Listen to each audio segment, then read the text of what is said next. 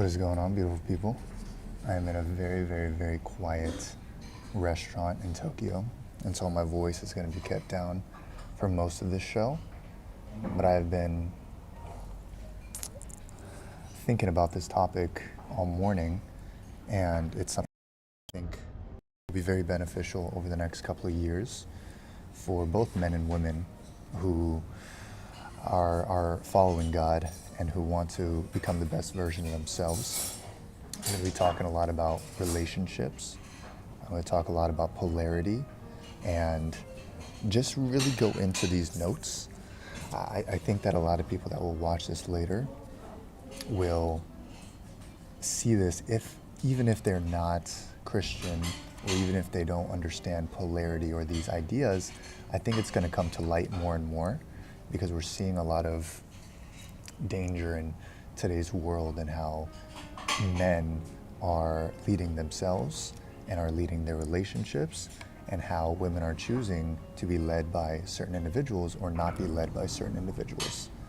And so I just want to discuss these harder topics and go over what I think is going to be a game changer for many of you guys, and also this is for me to learn as well, as I'm learning every single day. I'm in Tokyo for the next 7 hours. 6, 7. It's been about 10 days here, and so I'm very excited to go back home, but it is a bittersweet feeling because it's been an incredible trip.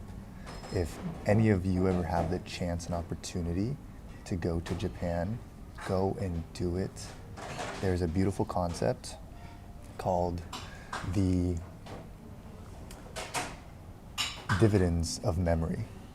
And it is this idea that a 10K trip, let's say in Japan's not that expensive, let's just say a 3K trip to Japan will pay dividends. If you're 20 for 80 years, it'll pay dividends, where every single year you'll get to look back at the memories that you made and the lessons that you learned from it and be able to continually think about it and gain happiness from it and grow those lessons over time. However, when you're 80 years old and you do a 3K trip, the dividends are a lot smaller because you only have how many years, 20 years or 10 years to be able to look back at those experiences. And so that's why I always tell people to travel young, because my grandfather always told me, he's 98 right now and he's still traveling the world, but he always told me, hey, go travel, go see the world, go do things. And of course you gotta make money. Of course you gotta build a great relationship and all these other aspects, but you gotta go travel. And really what I'm gonna be talking about today has almost little to nothing to do about travel. It was just on my mind, but it's gonna be all about relationships and leading yourself, the cost of leadership, and everything in between. So it usually takes me a minute or 3 to get accustomed to speaking and being in this space, but I'm gonna get started. I have a little cup of espresso. So take as many notes as possible, and then many of you who currently watch this live are people who I talk to regularly, so I want you guys to reach out if you have any questions on it. If you're watching this later, type it in the comments and I'll answer as much as I can. So the thesis I have today is that true leadership is ordered submission. When a man submits to God, everything else in the relationship will naturally align. So starting with this contrast where leadership without godly submission becomes ego, and submission without leadership becomes fear. The in-between of these two is polarity. Polarity is the order that keeps everything aligned, that keeps a man being able to lead properly, a man being able to build trust, a woman being able to trust God, a woman being able to trust the man, rather, is polarity. Now, polarity is this idea, I'll explain it this way in the most easy to explain essence. is there's the masculine and there's the feminine. It is seen, for example, in the yin and yang, right? It is the black and the white. It is the two polar opposites, as they say. But the masculine, this is direction, this is responsibility, and this is steadiness. Whereas the feminine is trust, openness, and expression. Okay, you might see and say, oh, the feminine is probably the woman and the masculine is probably the man. However, both men and women have a mix of both of them, right? Because every man in them has masculine traits and also feminine traits. And it is not the essence, right? The femininity or masculinity, it comes from these words. However, I want you to be able to separate it for a minute, right? Every person has both. Every person has the ability to lead and the ability to take responsibility, but those are masculine traits. Those are masculine efforts. Whereas the ability to open and dance and be very, you ever heard the word flow? Like the ability to flow is a very feminine effort. I, just like you, have the ability to do both. I have the ability to lead and to make decisions and to be very steady emotionally, but I also have the ability to just flow and just let things happen as they will. And this is a beautiful thing that I want to talk about here, because it's going to go over both submission from man to Christ, but also submission from woman to man and woman to Christ. And so polarity between the masculine and the feminine is just the clarity between the two. Let's take a relationship, for example. Me and my girlfriend Les, right? I'm a very masculine leader, and she's a very feminine follower, very feminine, feminine woman. And I have to make an effort to make that happen by understanding my polarity. In past relationships, I didn't understand polarity. I was just an 18-year-old boy figuring out my life, figuring out how to be a man. But when you become a man, you just understand your role of being here on this earth, your role of being masculine and understanding your feminine. Because when you are overly feminine, when you overly follow, when you overly flow, right? Women don't want to follow that. They will begin to lead. They will begin to take on that masculine role that somebody in a relationship has to take. Because no matter what, somebody's going to lead in a direction. If two people are just flowing, there's no order there. There's no guidance there. And so you have to understand this. As a men, for the men who are listening here, we have to understand our masculine essence, and we have to grow in our abilities to make decisions, our ability to stay steady emotionally, right? Emotional intelligence, emotional fortitude, and we have to be able to take responsibility for our lives, for other people's mistakes. And it's not saying that everything is your fault. It's not. It's just taking the responsibility, because when you do that, you become a rock. You become someone who is steady. A woman can trust that, because if a woman is in her feminine completely, she's going to be a little bit all over the place. And that's a beautiful thing, right? Women are emotional creatures. Men are also emotional. But that's where a man has to take the decision and the responsibility to be the steady one in the relationship. Because I'm sure you can't imagine, in me and Les's relationship, when things go wrong, I'm not all over the place. My mind's not moving in so many different directions. I make a decision. We're gonna go here. This is what we're gonna do. We're not doing this today, we're doing this today. Because I need to make decisions to be steady so she can continue to be very feminine. Now, again, the polarity is the clarity between those two roles. Me and Les were very clear on who leads. I lead. Right? Because I choose to lead, I choose to be steady, and I choose to be masculine in most of the things that I do, and I choose to build upon my masculine efforts. I choose to build upon my masculine traits. And for her, because she can trust that, now she can build upon her feminine traits. She can rest in her feminine. Now, let's bring upon the absolute order, and we'll start with the man. Okay? A man must submit to God first. 1 Corinthians 11:3 says, the head of every man is Christ. Right? The head of every man is God. Head of every man is Christ. So we must submit to that. If not, then he leads from emotion, insecurity, or pride. If I do not submit to a higher power, if I do not submit to what I believe is to be God, Christ, then I am who? I am my own God, or I create the things in front of me. And this goes into a deeper theological conversation that I will only go into if I feel it necessary. However, what submission to Christ means is I, instead of going to my woman, or instead of going to my mother, or instead of going to my partner or anything, I will ask Christ first. I'll ask God first. I'll ask for that guidance. I will pray for that wisdom. And as Christians, as Protestant Christians, we believe in the Bible. Simply, we believe in reading the Bible. We believe in following what the Bible says, discerning, right? Discerning every day. What does discerning mean? It means to know what is good and what is wrong.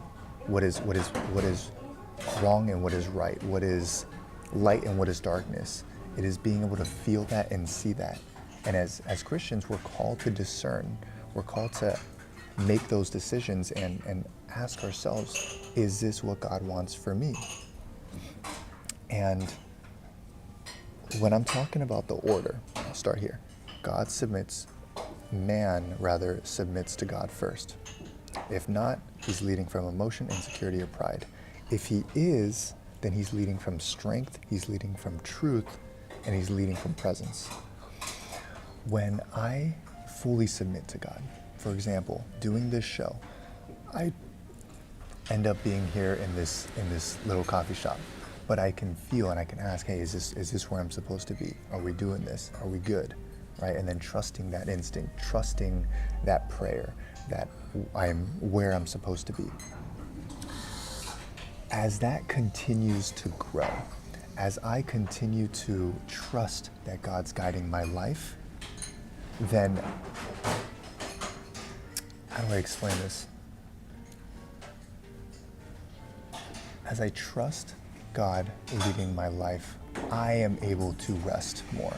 I am able to submit more. And I think submission is a tough word for our generation and for older generations and just for the world in general, but it's being able to fully trust God and have faith.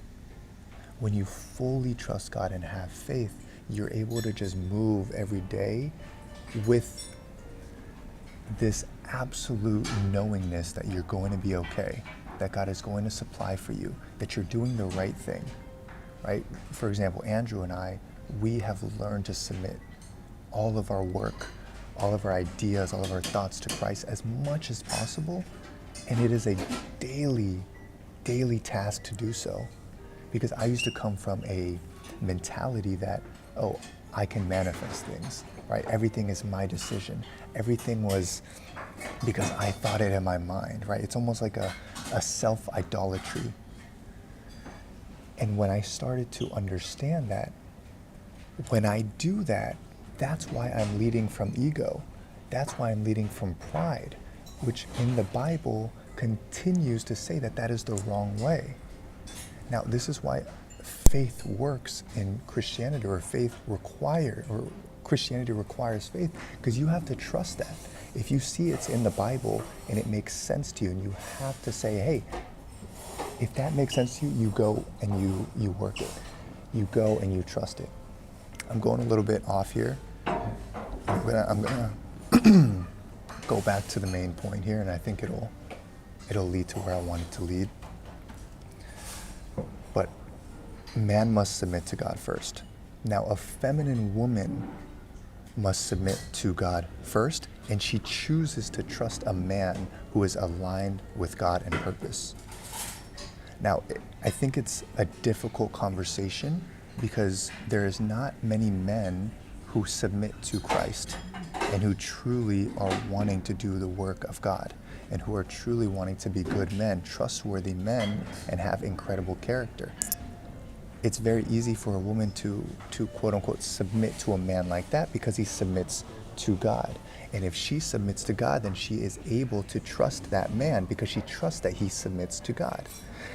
However, most men are not that way. Most men are leading themselves. Most men are thinking that they are God. And so if a woman submits to that, she is submitting to ego and pride and insecurity. And that's going to lead them both down a terrible path. I think I try to balance between talking to the secular world, right, and Christians. That's why I kind of mix up my words a little bit. And so, over these next few months, I'm learning my audience. I'm learning who I'm talking to and who can understand me. But I'll just flow. As Christians, we understand that at the very end, there is a judgment day where we will sit in judgment to see what did we do throughout this life, and did we follow the simple rules that God had for us. And if we were obedient to that, we get endless life, we get the heaven. If not, we go to hell. I did not want to believe in hell my whole life growing up because I didn't understand. I said, how can a loving God send us to hell? Until I read the Bible, until I understood it, until I fully submitted to the faith that is in the book.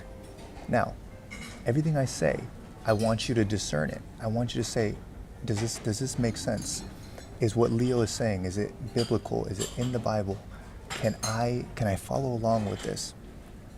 And I'm just very careful when I teach on this stuff because I remember before I was a Christian, before I understood it, I didn't want to hear it at all. It scared me to hear it. And so I'm still very, very careful, but I will continue to work on my boldness to share these type of things because it's just so incredibly important. So a feminine woman submits to God first, and she chooses to trust a man who is aligned with God in purpose. However, when a woman submits to a man, it is not obedience. It does not equate to full obedience. It is simply trust. She is trusting that this man is submitted to Christ. She is trusting that this man has great intentions and good character above himself, because we understand that our flesh is made up of lust. Our flesh wants what the flesh wants. But when we are aligned and trust in God and submit to Christ, we know that we have to watch where our eyes are going. We know that as men, as real Christian men who are submitted, we're not watching porn. We're not looking on Instagram and zooming in and looking at the wrong things. We're not looking at other women because the Bible talks about that. The Bible convicts us to not do that, convicts us to not lust with our eyes. And so that's why he doesn't do that. But then it starts to change his heart and his character to become somebody who is genuinely loyal, genuinely orderly loyal.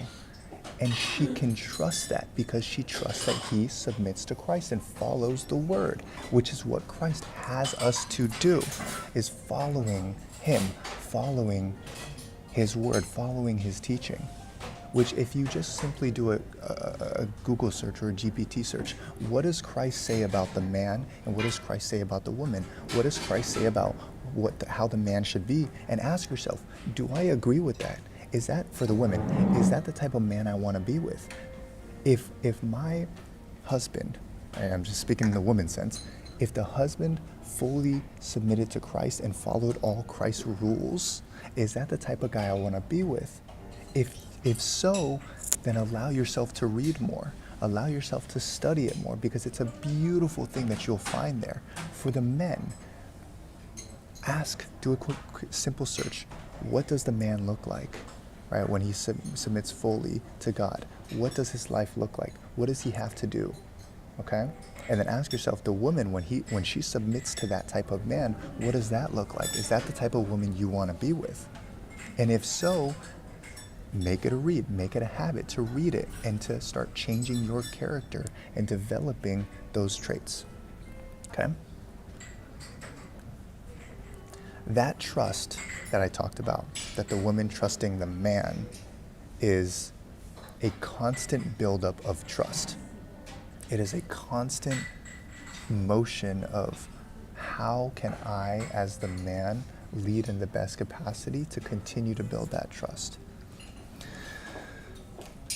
In the very beginning, when I was, for me, I started dating when I was 12 years old. Okay, so my first relationship from 12 to 16, I had no idea what any of this was.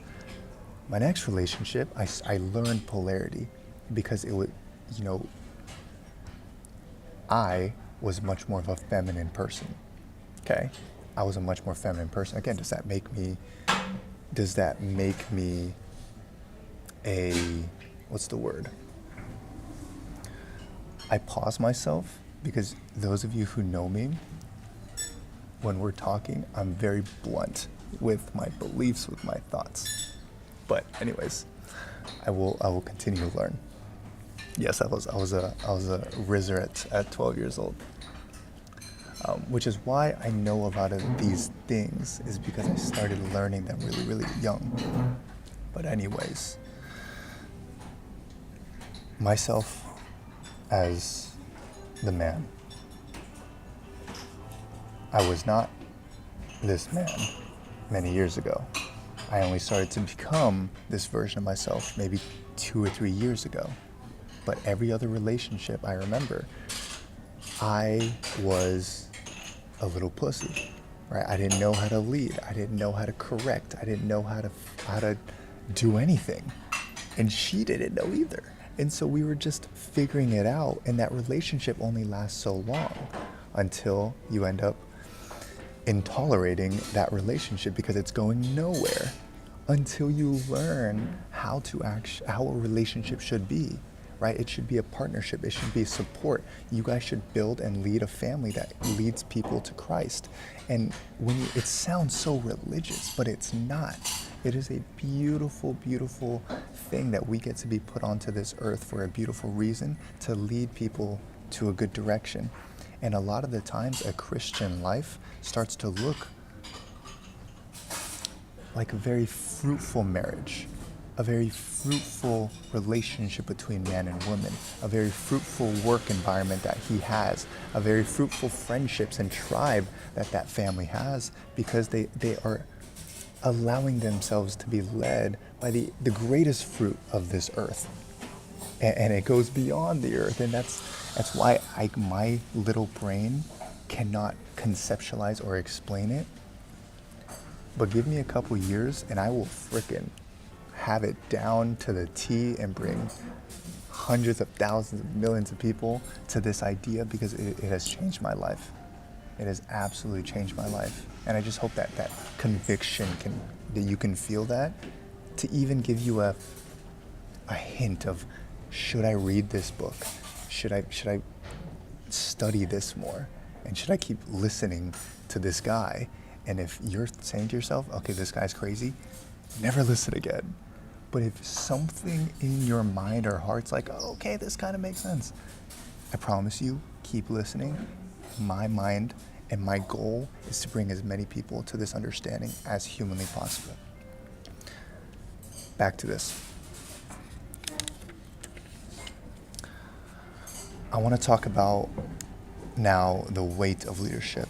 Now this is for the men primarily.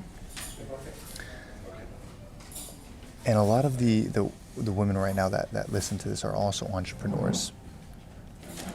So I think it's for everybody, but I will talk directly to the men first and see what hits.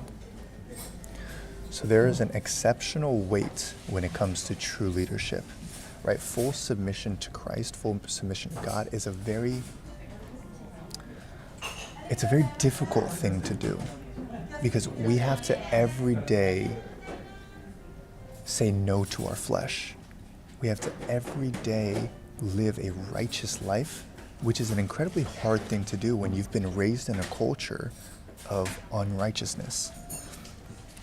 However, as a man, you're carrying emotional, spiritual, and physical weight every single day.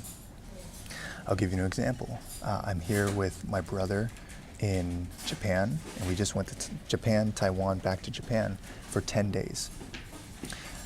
And, my girlfriend and I were talking, and she's like, I don't yet understand the weight of leadership, but I'm wanting to understand. And I think it's a very important topic to go into, because when you're a true leader, who wants the best for other people and wants to bring other people to Christ, it is not the easiest thing to do. Every time we go out, for example, right? This is a very small example, but when you are leading, you're making every decision. Do I turn left or do I turn right? Do we go here or do we not go here? Do we eat or do we not go eat? Every single of those micro decisions is the same weight as a big decision of should we fire this person or hire this person, right? It's still the mental load of a small decision. And sure, in essence, when you're choosing whether to fire or hire someone, you have to go through a lot of different thoughts.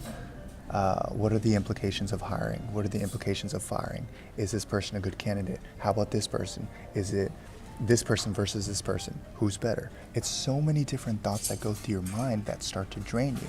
But the same thing goes in the micro decisions. The same switch that has to click on and off happens when you ask, do we turn left or do we turn right? Should we eat here? Should we not eat here? Right? However, that is the beauty of the man's responsibility, because if the man has to make those decisions, he's the one bearing that cost and bearing that weight.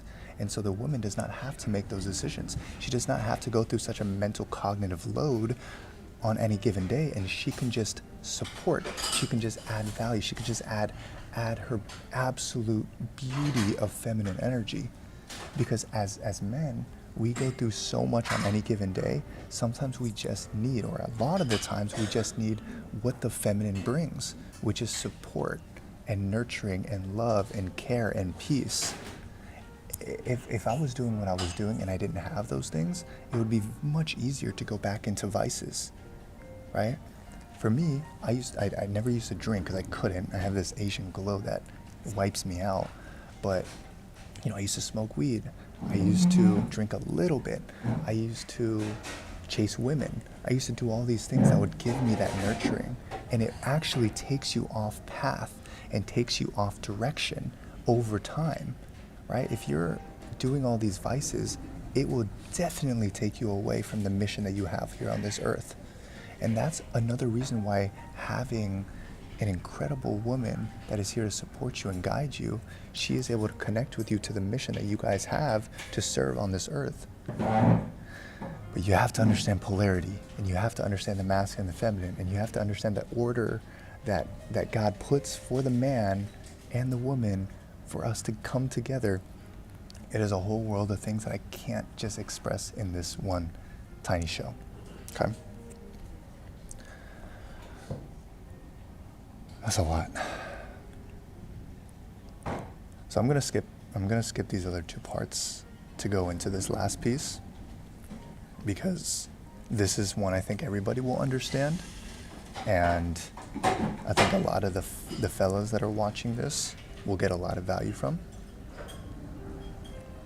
Oh, let me just convict a few people first. If you're in a relationship, for the women, if you're in a relationship with a man who does not submit to God and who does not submit to truth or the pure direction that God has placed in his life, he is going to lead you to, at the core, eternal damnation, but at its surface, he's going to lead you in a life that does not give you the fruits that you're wanting. And I say this with so much love and so much purity, that if he is not guiding you in that way, you're going to have to look at what does that look like in 10 years and 20 years. And you have to ask yourself these questions and contemplate on it. Otherwise, you'll stay with that man for such a long period of time until you realize you should have left so many years ago, right? Because there are godly men in the making, right? We have a good God that is crafting incredible men, especially in this generation, that there are those type of people out there for you. Just if that does not convict you or give you a thought, contemplate on it, okay?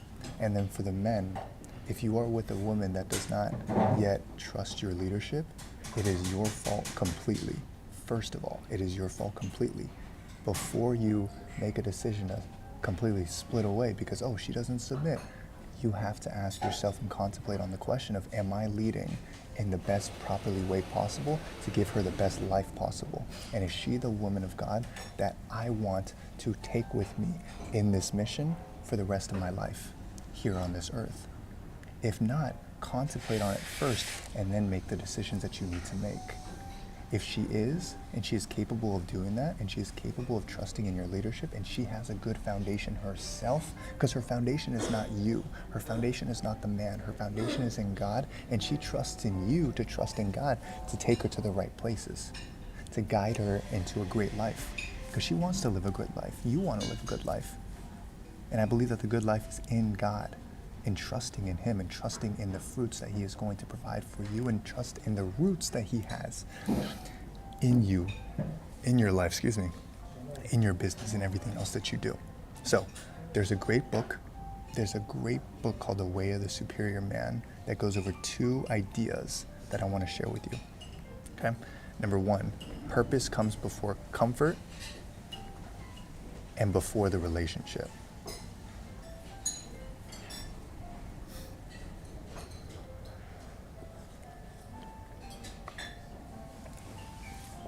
Let's talk about this in a secular example. Purpose comes before comfort. Every man has a purpose, which I now believe to be a God-given purpose. You have something you think about every day, no matter what. Something on your mind. I want to help these people. I want to do this. I want to build this. No matter what, you have something or some things. If you take a step back and look at all those things, they eventually lead to one path. Right? And I want to be the best man possible. I want to be a great father. I want to do whatever it is. That purpose has to come before comfort. If comfort is stronger than your purpose, you will die, you will lose. I don't mean die in the sense of mortality. I mean die in the sense of that purpose. I believe that God gives each man and woman a sense of purpose, and it is up to you to keep that purpose in the front of your mind, in the front of your life. Because at the end of the day, I believe that if you truly utilize the gifts that God gave you, whether it's communication, whether it's math, whether it's understanding concepts and being able to simplify them, whether it's the ability to read and write, whatever it is, God has given you a certain gift and a purpose. I believe when you put those 2 together and you move forward, no matter what, as God always says, you do it to glorify God. And the end goal is to bring people to the kingdom. In a secular sense, doing that, it is a simple process. You have something that drives you, a why, a mission, and you have gifts behind that why. What's going to happen? You're going to make fantastic money. You're going to make a fantastic living. You're going to be very, quote unquote, popular in building a brand around it, because people love people who are good at things. People love people who are passionate. Why? Because it is a mental and emotional, spiritual reminder that that person is on path. That's why we love it so much. And that person's also going to build an incredible tribe. Okay? Because people, again, want to be around people who are very passionate, and those are great leaders. And when you have those 3, right, people follow you. People want to know what you know. People want to see what you see. And if you do it to glorify God, guess what? When they see you, they're going to say, wow, this person is submitted to Christ. This person's talking about Christ. This person's talking about the kingdom. He must know something. She must know something. And when they start to see you, right, when you see me, I don't want you to see Leo. And of course, I'm not Jesus. I'm not anything close to that. However, I'm doing my best to glorify God by living as much as I can to Jesus and how he was. So when you look at me, you can say, wow, what is he doing? What is he following? What does he read? What does he do? Everything that I have learned, I have been able to see the good fruits have come from a biblical perspective. I didn't know that in the past. I thought it was self-development in the past. But as I've gone into the Bible, it is all in the Bible. If you read Proverbs, you see a lot of this scripture and this knowledge and wisdom in there of all the good things that I have learned that have worked for me have been in there. And so now that's why my worldview is that The Bible creates an incredible life to glorify God, to bring other people to Christ when they look at you. And that is your job, that is your mission. However, that's the foundation of the mission. But for example, myself, I run an education company, I run a show, and I talk. That's what I do. But can that glorify God? Absolutely. Can you be a police officer and glorify God? Absolutely. It's just doing what's in front of you, what you're set to do, and doing it to glorify Christ, doing it to glorify God. And that is when such beauty happens in your path. Bringing it back around here. When you do that, the fruits of it is that you're trusting in God to guide you in your work. Now, purpose comes before the relationship. A lot of people won't like this. A lot of women won't like this. But guess what? If I put my woman above my purpose, I'm saying that, for example, my purpose is to glorify God and to bring as many people to the kingdom as possible and help change and develop and renew people's minds so that they can get to the place that they're meant to be for, right? I believe that wherever you're meant to be, at the highest level, will lead you to God anyways. That's my mission. If I put my woman above that, who's leading us? Who's leading our purpose? She is, because she's above that purpose. And if she's above that purpose, I'm basically saying whatever you say over what God is wanting for me. And so now whatever you want, okay, we're gonna go. Now she's leading us. And it's not that I don't trust a woman to lead us. I am just following biblical order and what God says for us to do. So when I'm saying purpose goes before the relationship, I'm saying that you have a beautiful gift and a purpose in this life, and a woman, if it is her purpose to be with you, if it is her purpose to glorify God, if it is her purpose to conjoin with you so you guys have a great mission together, it is a beautiful concept that I'm still learning how to explain. It is what me and Les do in our relationship, is that she trusts in me to trust in God to guide us, and so she submits to that. And I have a great responsibility to lead her in that way and to be led by Christ. Otherwise, I'm going to lead her in a bad path. But when I do that, and because I've done that, we have been able to overcome every challenge that has come our way. We have been able to understand each other at a very high level. And I pray that over the next couple of years, over the next 10, 20, 30, 40, 50 years, that we'll continue to have God at the center. And so I'm explaining these things so you also know where I'm currently at. So over the next few years, if you decide to continue to follow the things that I teach, you can trust to know where it came from. Okay? The last piece I'll say here is that you have to know your mission. You have to know what your goal here is. Why did God send you here on this earth? And when you have that down, and when you question it and ponder it every day, every time you take a shower, take a couple of minutes to ask yourself, why am I here? Right? It's the greatest philosophical question that has ever been created. Why are we here? Why is that such a deep philosophical question? Because it's not easy to answer, but it's also a very individualistic journey. I can't give you your mission. I can't give you your purpose. Only God can give you that purpose. I can help you ponder it. I can help you pray on it, but it is only you that is only going to fully understand it. But once you have it, and once you get even smidges of that purpose, percentage of that purpose, you follow it and you go at it with everything you have. Because that's going to give you passion, that's going to give you direction, that's going to give you responsibility, that's going to give you focus, which as a man, that is everything that makes you a man. It is full submission to that and full force and passion towards what it is that you're doing. But guess what? A big part of your mission is very likely going to also be being a great father and being a great husband. If that is in your cards, I can't tell you that. But when I do ask you to ponder on what you want over the next 2, 3, 4, 5 years, I want you to think about what type of father you want to be. Do I want to be a father? Do I want to be a husband? Do I want to be a guy? Do I want to be a leader? When you ask yourself those things, you'll start to get some incredible answers. Incredible doors get open for you when you ask the right questions. And that's the only thing I can have you guys do, is ask the right questions to yourself. What kind of woman do I want to have? What kind of man do I want to have? Right? What do I believe in? What is my deepest purpose here on earth? You might think that they're silly questions, but they're really not. They're the depths of who you will become and who you are. And so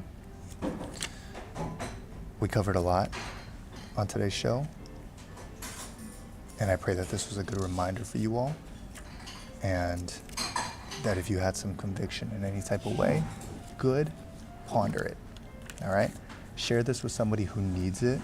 Share this with somebody who would get value from it. And if you have any questions, put it in the chat or the comments below, and I'll answer it some other time. And yeah, I hope you have a fantastic rest of your day. I'm going to be back in the States tomorrow, so my next show will be back in the office. All right? Peace out. Have a good one. Bye-bye.